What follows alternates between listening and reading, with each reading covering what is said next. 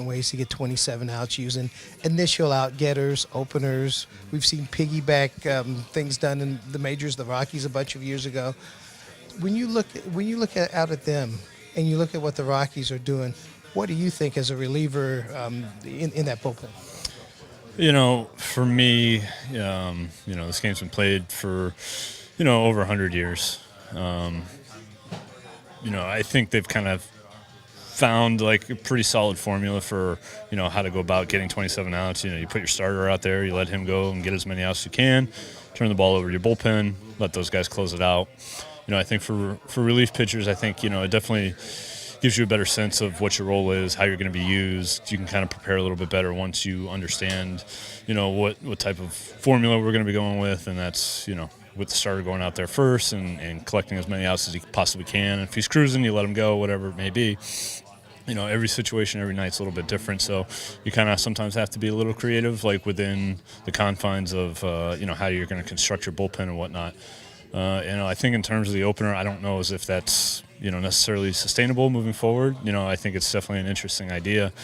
I think because of the limitations that we have roster-wise, typically teams carry 12 or 13 pitchers. I think at the college level you can be a lot more creative because, you get to carry 35 guys, probably 20 of them or 15 or so are going to be pitchers, so you have a little bit more flexibility there. But, I think with, playing every single day, having a set rotation, having 5, 6 guys, whatever it may be, your normal 5 guys, and then you have some depth there.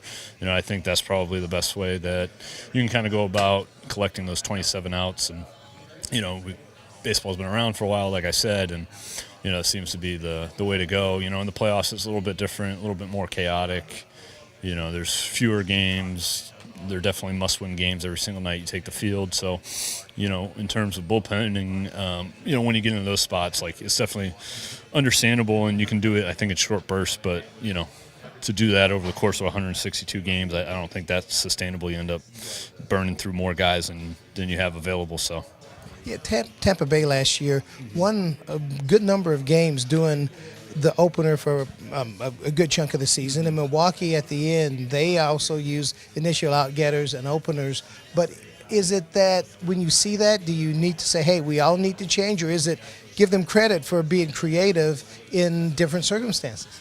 Yeah, I mean, I don't know. It's one of those things where, it's individualized, I think, per ball club. I think ideally most teams would like to have 5 starters that they can roll out there 30-plus times a year, have some depth, go about it that way. It's definitely something that I'm sure people are going to be keeping an eye on, just to kind of see how it actually plays out.